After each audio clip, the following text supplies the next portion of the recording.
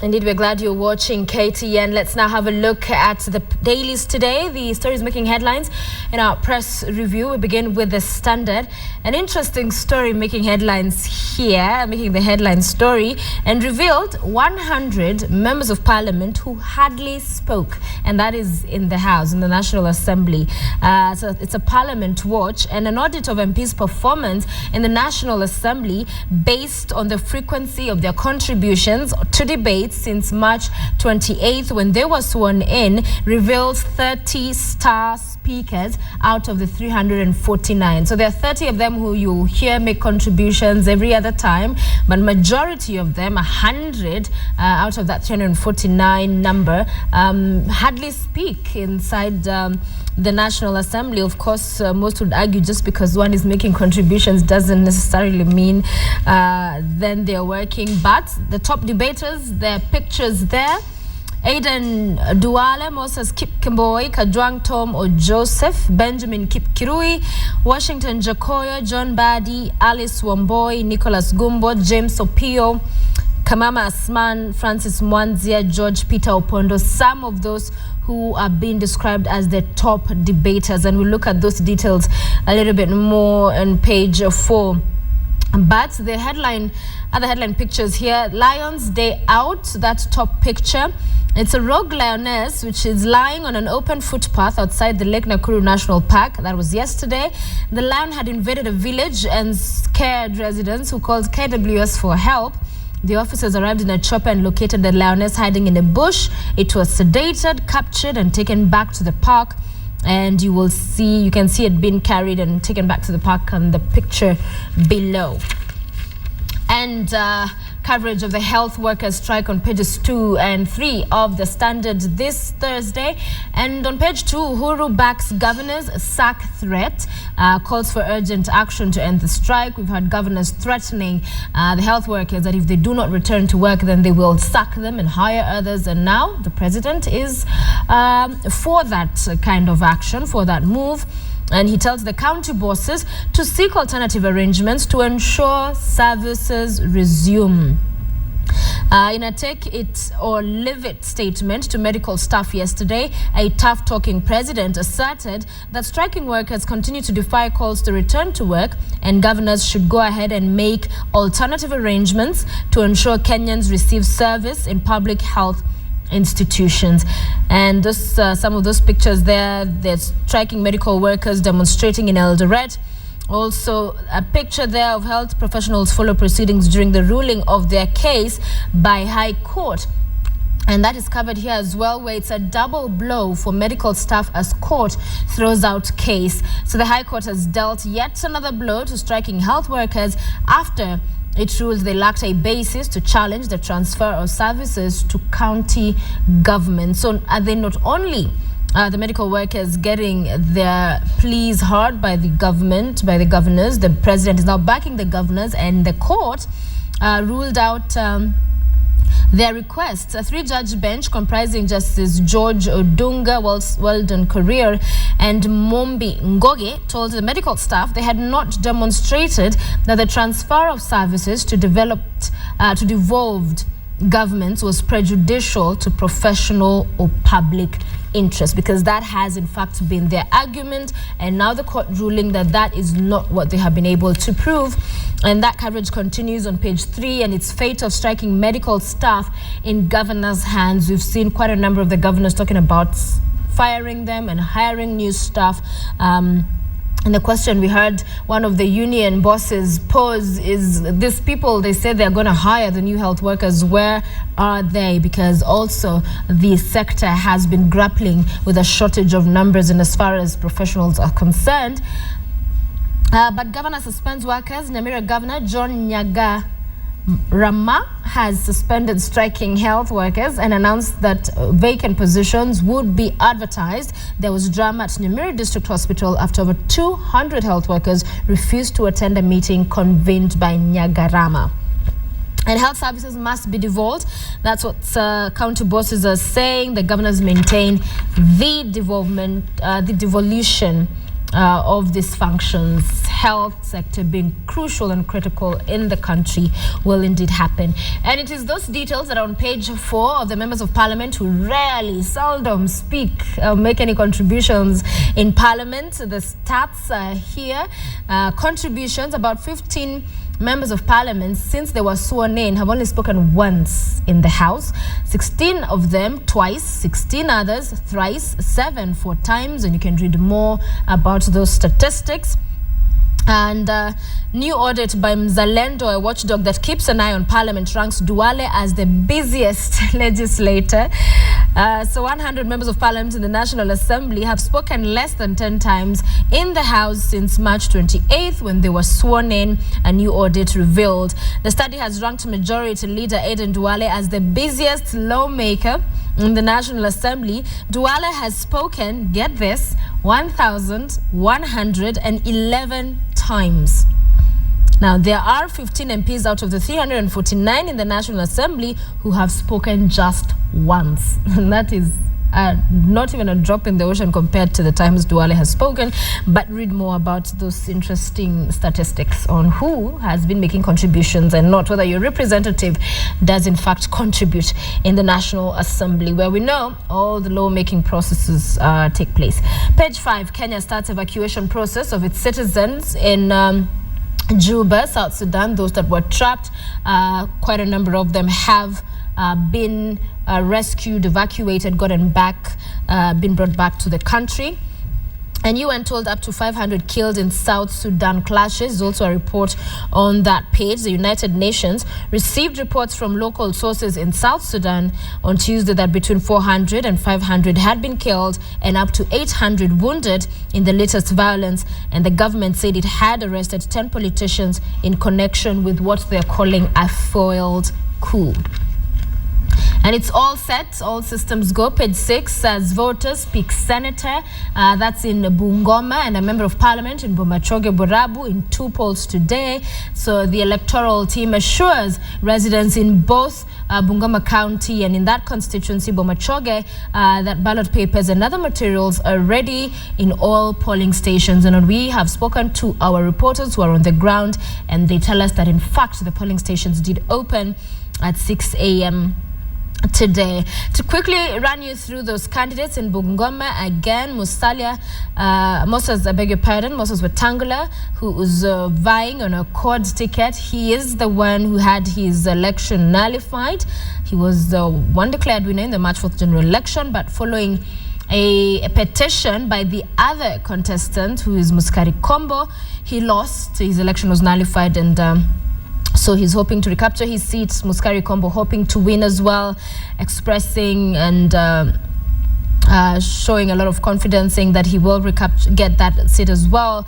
Bifoli Wakoli is also a man hoping to become the next senator of Bungoma. He's vying on a Labour Party ticket. David Makali, a journalist, independent candidate. He is as well seeking to become the next senator. Bomachoge Borabu, very quickly, Joel Onyancha, whose election was nullified, is still in the race. Peter Kimori Maranga on an ODM ticket. Albert Mbaka Nyaundi, Ford People. Josiah Maaga of UDF. Christopher Amisi Siyambe of KNC. There's also Samson Mbeche of Progressive Party of Kenya. Nixon Nicodemus of NAC Kenya, 28 years old, also in the race for the Member of Parliament of Bomachoge Borabu constituency, which is in Kisumu, which is in Kisii, Kisii County. So we'll be covering those by-elections for you and bringing you all the updates. Stay with us right here on KTN Morning Express. Page 7, the by-elections have indeed starred political supremacy wars. Ben Kitili did very well break down for us the wars and the supremacy battles that are ongoing in Bungoma, and the stakes that quite are high for the candidates there.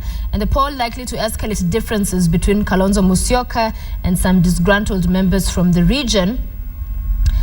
So a political face-off looms in Ukambani between the dominant Wiper Party and Jubilee Coalition as voters in the Mua Kitanga ward in Machakos County elect their representatives in a by-election.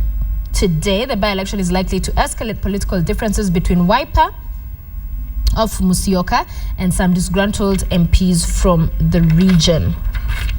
So this is a man who will be in studio in a short while. On page 9, he's making news here. And Behave or Pay, that is what Mutudha warns merrymakers. John Mutudha, who's the Nakada boss, says out of 500 brands of alcohol, only 50 are approved by KEBS. That means about 450, then there should be some poisonous concoctions, if that interpreted in as far as what his argument is here. So he has issued a fresh caution to drunkards and barmen ahead of the festive season. Behave or you'll pay dearly. These are his words. The maximum fine for some mundane offenses such as drinking alcohol from a soft drink bottle is pegged at 10 million shillings. So you know how you're driving and you decide, oh, let me just put some of this in a water bottle or a soft drink bottle? Yeah. If they find you out, you will be paying 10 million shillings. So while that fine is prescribed for those who sell adulterated drinks, Mr. Mutudha insists that anyone who takes alcohol must be able to prove that whatever they are taking was genuine. So the truth is, out of 500 brands of alcohol, only 50 are known by the Kenya Bureau of Standards. 450 are therefore basically poison. And we have done an audit and we are trying to make sure that Kenyans don't end up drinking poison. So we'll be talking to him a little bit more in studio in a short while. He will be here with us. If you have a question for the Nakada boss, tweet me at Sophia Wanuna. Will put the question to him. One more story in the Standard. Tribalism is our greatest enemy. That's what Kenyans have been told. And the Cabinet Secretary Hassan Wario calls for unity as the country embarks on another 50-year journey. Of course, as marking 50 years, the focus is also now quickly shifting to the next 50 and what needs to be put in place to ensure that that is a success for the country. He is a Cabinet Secretary, of course, Sports, Culture and the Arts. Hassan Wario has appealed to Kenyans to shun tribalism in a speech read by the Principal Secretary, who's Patrick Omutia. You can read more details of that on that page.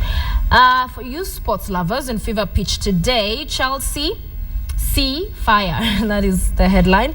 And Sunderland progressed to Capital One Cup semis. And Sunderland progressed to the semi-final of the Capital One Cup with a thrilling extra time victory over Chelsea.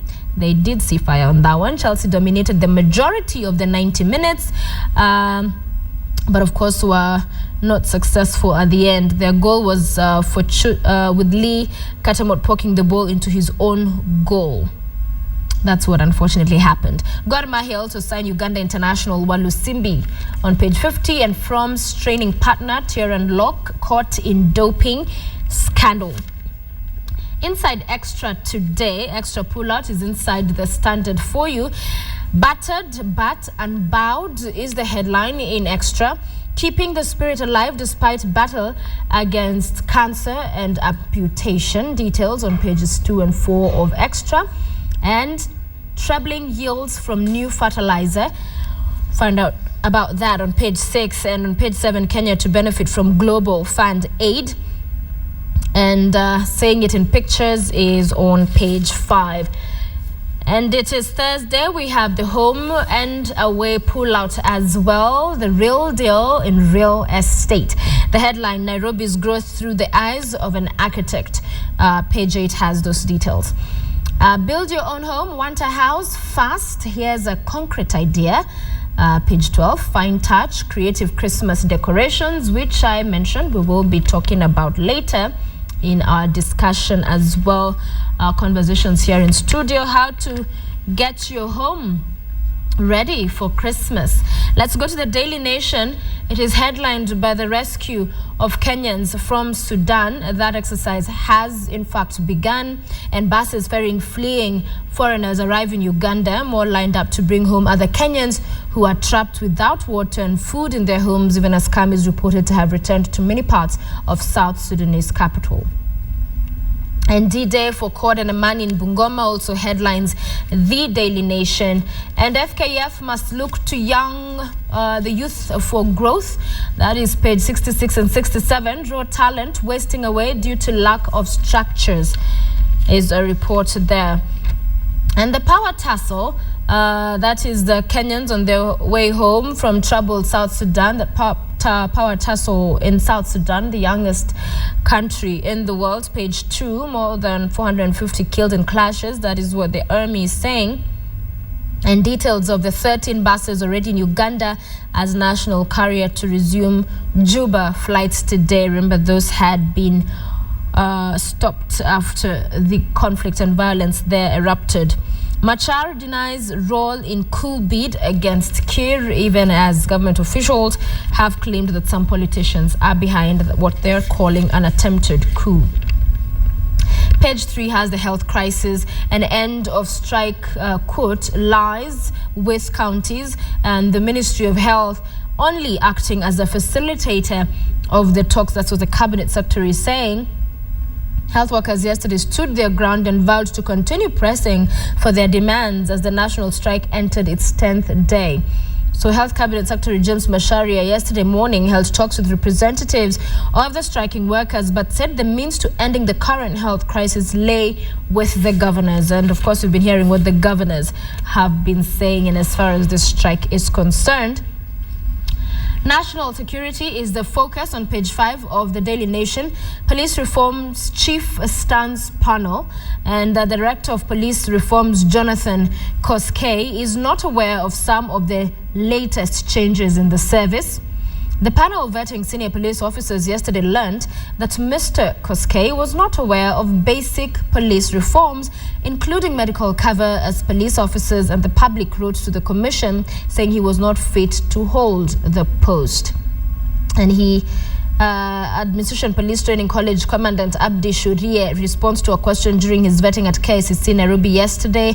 Read more of how that vetting exercise has been unfolding. To the back page of the Daily Nation, and Uhuru Rift tour failed. That is what Qatar is saying. The president did not explain biased appointments in government, says legislator. That's the Nandi Hills Member of Parliament, Alfred Qatar, who received quite a number of strong words from his coalition members, partners in Jubilee during that Rift Valley tour by the president and his deputy. He yesterday claimed President Kenyatta's visit to the Rift Valley achieved nothing. He said the president failed to explain the alleged bias appointments in government as demanded by URP. And after he openly criticized the president and the deputy at the first rally in Eldoret town on Monday, away from the front row of Kapkatet Stadium, the venue of the president's second meeting. And it is Christmas time, 5 days to Christmas. The DN2 has festive decor, and it's about decking your home and set a festive holiday mood throughout your house by turning it into a miniature festive festival of joy. And that just shows you some of those amazing and lovely interiors, some of the beautiful things you can do in your house to create that mood and get everybody excited about it. When we talk more about that in our discussion, we will be highlighting some of the simple things you can do to spruce up your living room. You can look at that, what they've done on that dining table, the fireplace, because the living room is actually at the core, is a focal point, as our expert will tell us later, our interior designer of a house. It's where the visitors will sit and be entertained most of the times. So very good that you create that for them. To the Star. And Uhuru says governors can replace health staff, and that is in his backing of the governor's position, and saying that they, in fact, if they decide to sack the health workers, then he's in support of that, to just make sure at the end of the day services in the hospitals continue, public hospitals. Rules on work permits tighten. Work permits will now only be issued for a 2-year non-renewable period. According to the Director of Immigration, Jane Waikenda, employers will have to include the name of an understudy before the work permit is issued. The plan is to ensure the understudy takes over the job when the foreigner's work permit expires, so there's no that gap or loophole left. Read more on that work permits on page 6 of the Star. And Bungoma by-election to make or break CORD, Coalition of Reforms and Democracy. Robbie Rubin has a commentary inside the Star and that is the legend behind Kenya's Radio Salams, page 28. Police Academy, top cops grilled, as a story making headlines on page 2 of the Star, in as far as that police vetting, senior police officers being vetted. Read more on that there, as Kenyans also continue to be moved from South Sudan.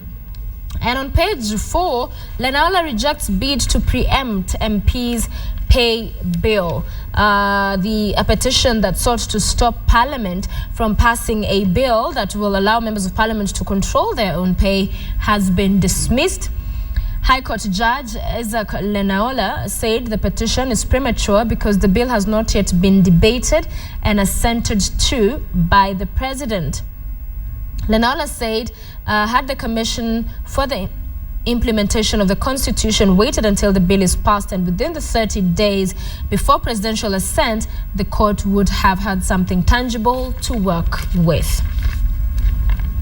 Finally, The People headline, how bidders in CCTV deal tried to reap off 12 billion shillings. That is the headline in The People today.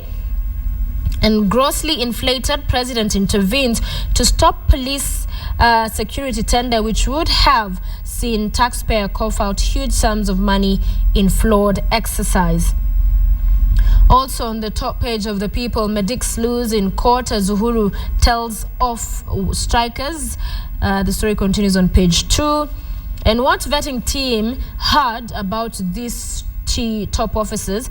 On Peter Kavila, monthly deposits of between 185,000 shillings and 210,000 shillings, and the regular withdrawals, nepotism and tribalism, by positioning his people in finance and department at Kiganjo, and irregular promotions are some of the things he was accused of.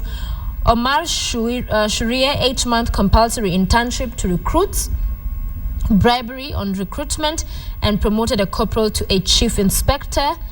He was accused of those. And for Jonathan Koskei, consistent cash deposits of 1.6 million shillings, 1 million shillings, 4.5 million shillings, among others, from February to December 2011, respectively. Also inside The People, evacuation, that story that has been in all the dailies of Kenyans in South Sudan begins. Page 6, and Matatus fail in bid to block parking fee. So city motorists will now have to pay 300 shillings fee. That is up from 140 shillings. So more than double the amount that was being paid before. It will be quite an expensive affair to park in the capital. 7:11 a.m. on this 19th day of December. We're glad you're watching Morning Express right here on KTN.